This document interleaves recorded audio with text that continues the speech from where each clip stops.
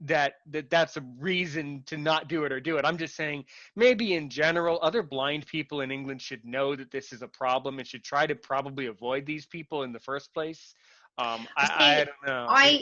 do you know what? That is actually something that I feel quite strongly about. So in the Sure. UK, we have some amazing provisions, and what I'm seeing is that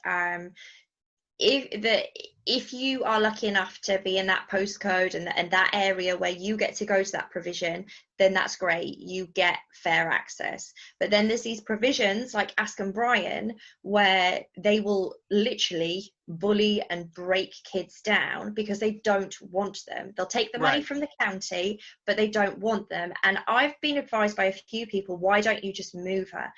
And there is an argument for that in terms of, if I'm just from the selfish point of view of I want to protect my child, but at the same time I also feel an obligation to role model to Ash that when people behave like this, we get up and we fight and Right. we Oh, win. exact. Oh, sure, sure. Without doubt, without doubt. Okay, What I we're gonna have to take a short break for 1 minute. This is Aaron's opinion, Caroline Radio, Blind Advocate Radio, wherever you get your podcast, because we'll be right back.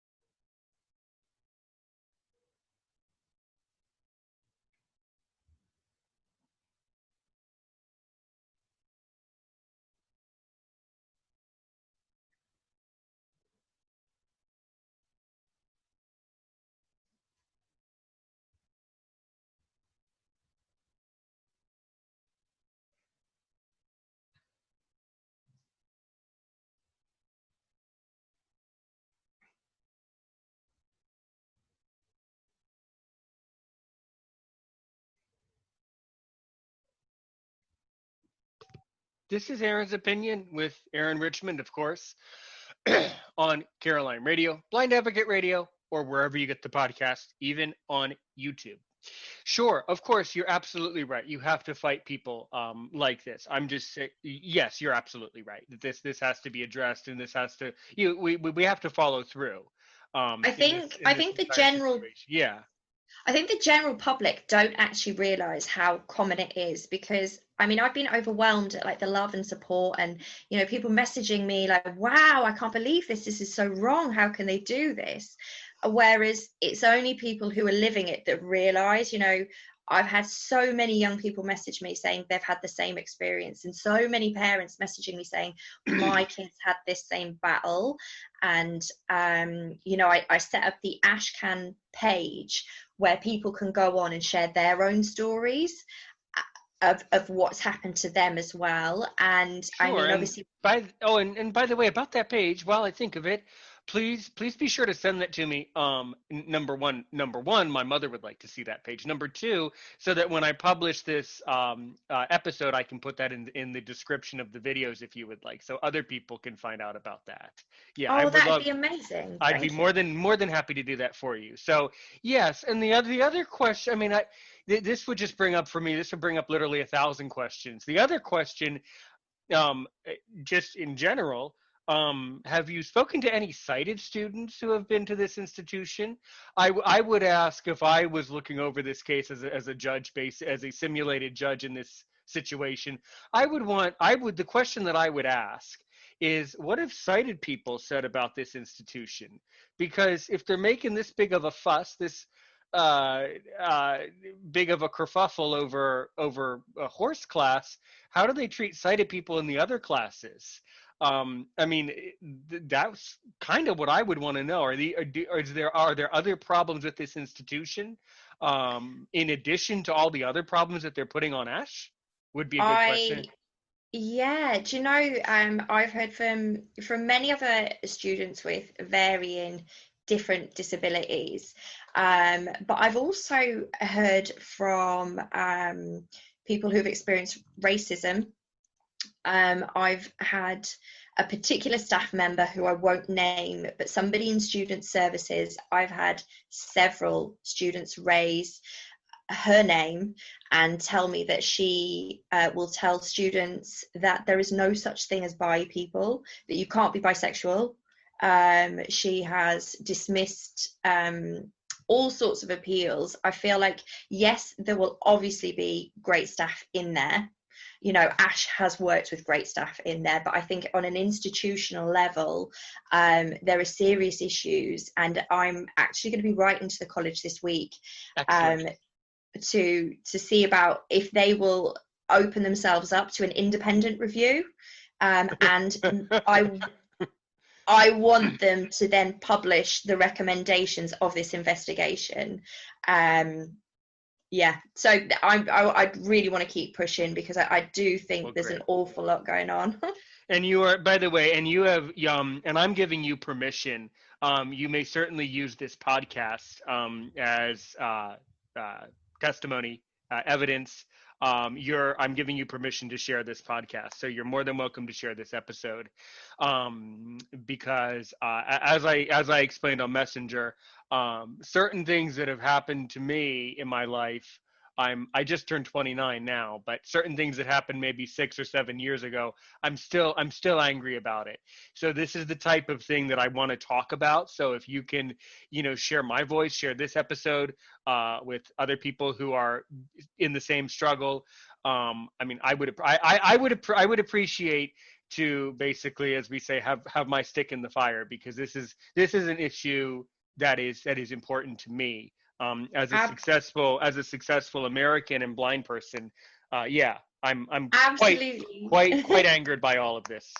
Aaron, I want to say, like, I can't believe how many people, and I mean, you're over in America, to have you reaching out is, and I have to say, I've really loved our communication. You are funny and you are a role model, and what I found is, from this horrible negative experience, actually, there's kind of almost been this like networking where, because Ash follows everything, I play her everything, Ash is hearing from these inspiring people like you who are essentially a role model to her, and there's so many so kind. Thank you. Exactly. Precisely.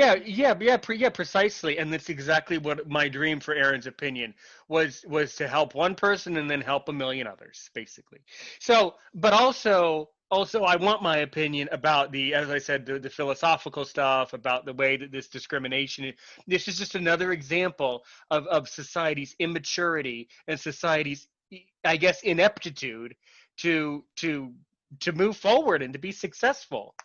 And it really the fact that we have to have this conversation concerns me just as much as the fact that it's happening.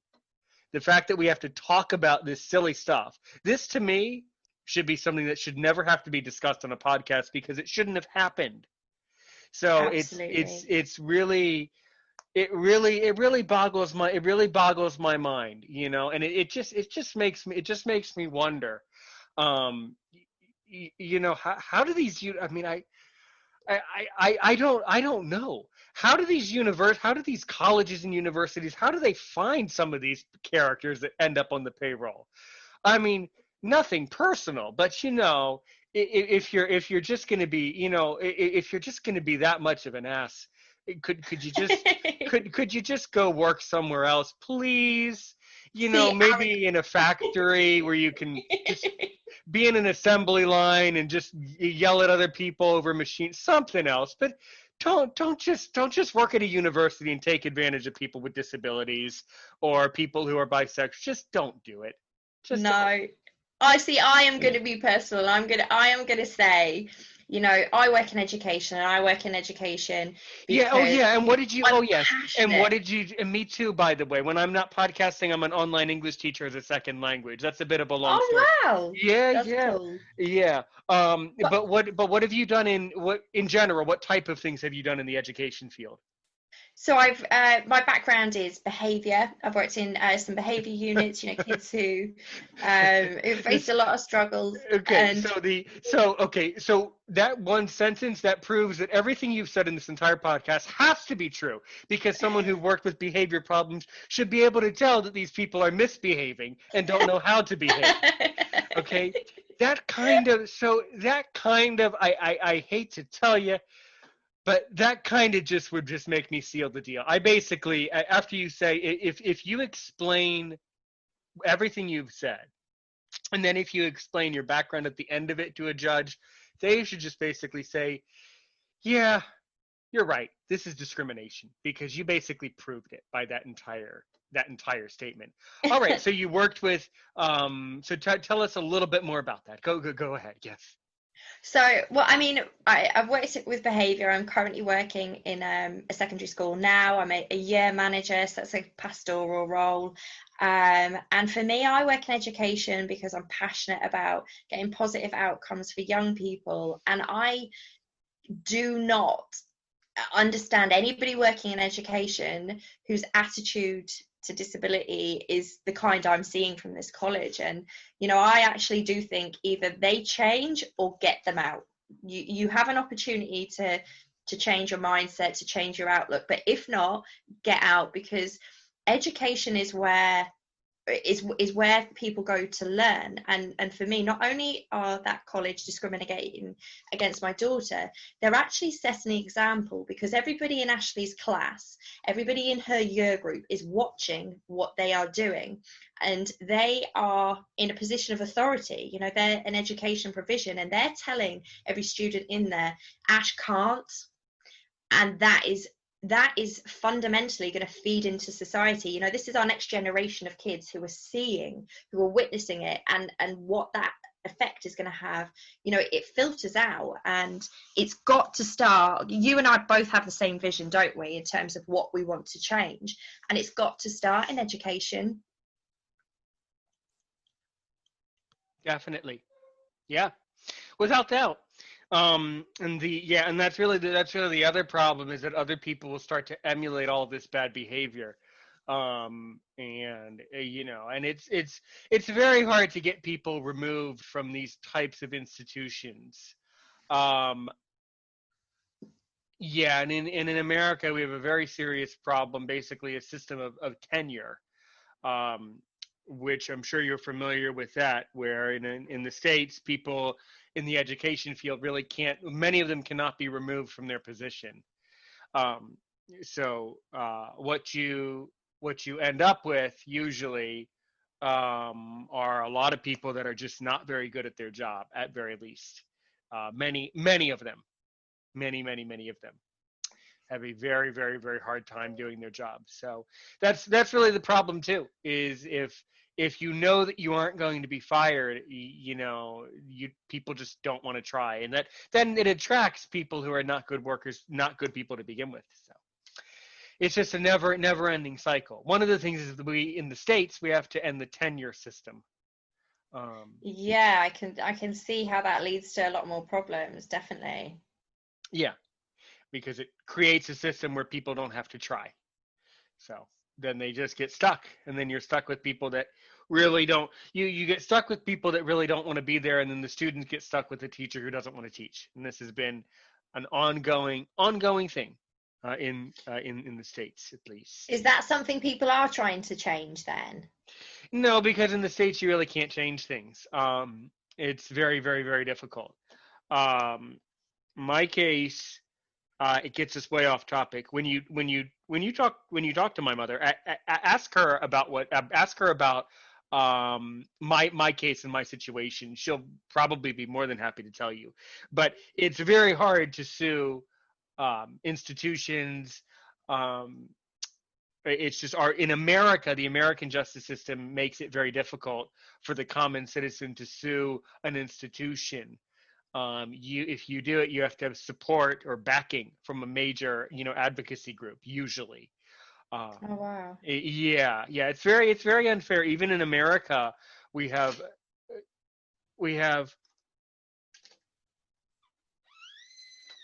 Here's my guide dog. Speaking of things, Okay. No, you're on the podcast here. You need to not bark. All right. I'm going to give you a chance. Oh boy.